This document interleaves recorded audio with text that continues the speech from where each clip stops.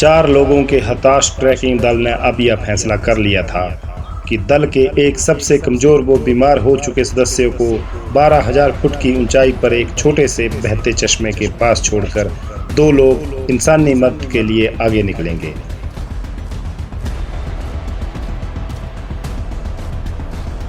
उन्हें रात के अंधेरे में यह आस दीपक बनकर बुला रही थी कि ऊपर थमसर दरे के पास जिस आखिरी गांव से वो गुजरे थे, वहां इंसानी मदद पाना उन्हें ज्यादा आसान लग रहा था। वे पिछले 2 दिनों से बर्फबारी के बीच फंस गए थे। मार्च के मध्य में भी ऐसा मौसम हो सकता है, इसका उन्हें अंदाजा कतई नहीं था। ना वो साजो सामान से लैस थे, ना ही वे परंपरागत ट्रैकर थे।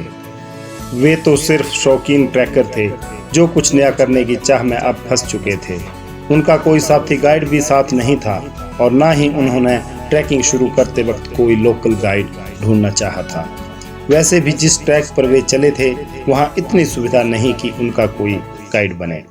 हाँ, अगर वो जहां से वे चले थे उसी गांव से 1-2 लड़कों को साथ में ले जाते तो शायद उन पर प्रकृति की यह मार कम पड़ती। वे पिछले 3 रातों से बर्फबारी के बीच फंस गए थे। काफिले के सिर्फ 4 लोगों में से 2 लोग आगे निकल गए। बीमार, हताश व कमजोर राहुल ने अब कांपना शुरू कर दिया था। उसका चेहरा सफेद पड़ गया था। क्या बात है राहुल? उसके 22 साल के साथी मोहित ने कहा। मुझे सिर दर्द और चक्कर आ रहे हैं। मेरा मन उल्टी को भी कर रहा है। मेरी सांसें फूल रही हैं। मेरी आंखों के आगे अंधेरा छा रहा है। मुझे लगता है मैं अब बचूंगा नहीं। हिम्मती मोहित ने अपने साथी के माथे पर हाथ रखा। साथी का माथा बिल्कुल ठंडा पड़ गया था। वह बुरी तरह से कांप रहा था। तुम स्लीपिंग बैग में खुद को अच्छी तरह से ढक लो और यह मत सोचो कि तुम्हें ठंड लग रही है। मैं कहीं से कुछ सूखी लकड़ियां लाता हूँ। मैंने आग जलाने के लिए अपने स्लीपिंग बैग का एक बाहरी हिस्सा काट दिया है। बर्फ में सब गीला हो चुका है। मैं फिर भी कुछ ढूंढ कर लाता हूँ। आग जलाने पर सब ठीक हो जाएगा। हमें हिम्मत नहीं हारनी है। राहुल कांपती आवाज में बोला, जब तक तुम वापस आओगे तब तक मैं शायद जिंदा नहीं बचूंगा।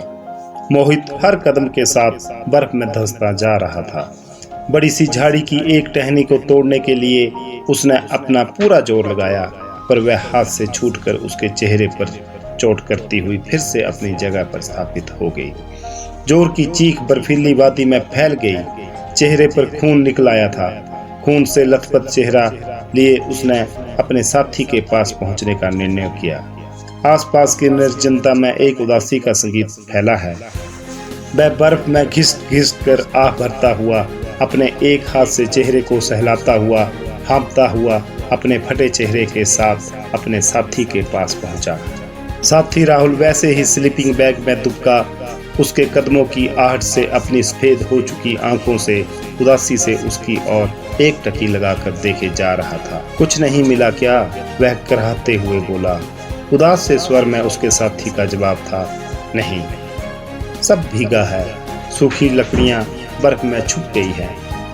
मेरे दोस्त, मुझे सांस नहीं आ रहा है। मैं अब बचूंगा नहीं। रात होने वाली है। धुंध ने अपना नंगा नाच खेलना शुरू कर दिया है। तुम चिंता ना करो राहुल, हमें बस कुछ गर्मी की जरूरत है। मैं ये स्लीपिंग बैग जलाने की कोशिश करता हूँ। आग से भी कोई जानवर हमारे करीब नहीं आ सकता। तुम हिम्मत रखो। फिर मोहित ने एक स्लीपिंग बैग को लाइटर से जलाना चाहा। भीगा बैग कुछ जला और फिर सिकुड़ता गया, पर उसमें आग नहीं भड़की। राहुल बोला, मुझे भूख लगी है, बहुत भूख। मैं भूख से ही मर जाऊंगा। मोहित ने उठकर आसपास से कहीं टूटी लकड़ियों को अंधेरे में ढूंढना शुरू कर दिया। एक जगह कुछ पत्ते नजर आए। झाड़ी से निकाल उसने तोड़े और मुंह में चबाए। कड़वाहट से मुंह भरते ही थूक डाले। फिर तेजी से मुड़ा। शराब की बोतल अभी भी उसके थैले में है। यही वो शराब है जिसको पीते पीते पिछली रात को उन्होंने सब कुछ खा लिया था। वह तेजी से वापस मुड़ा। शराब सब सुन कर देती है। शरीर को गर्मी देगी, पीड़ा को भी खत्म कर देगी। हाँ, सिर्फ यही बची है पीने के लिए। बस अब वही हमें बचाएगी।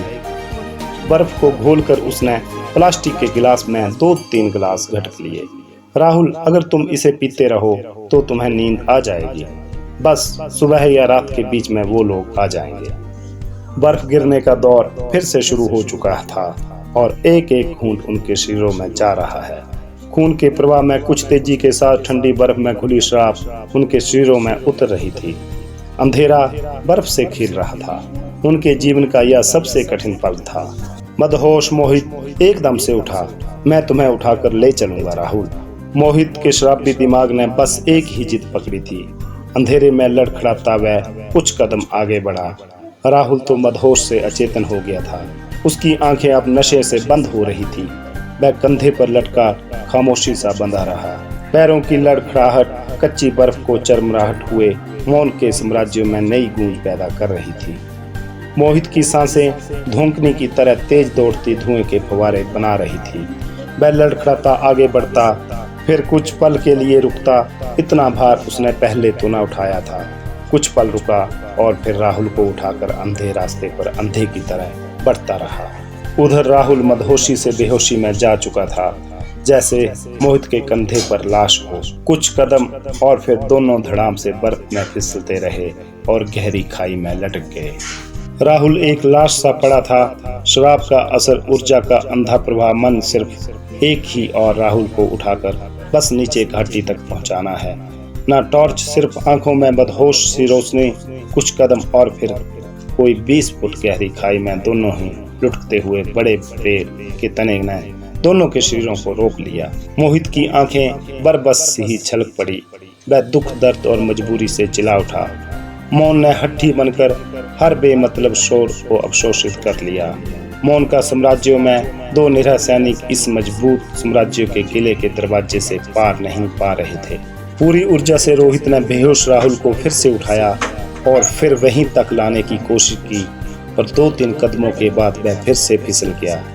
कई बार प्रयास किया, चिल्लाया, सांसों की रफ्तार धोखनी सी। रोहित बर्फ में पसरा।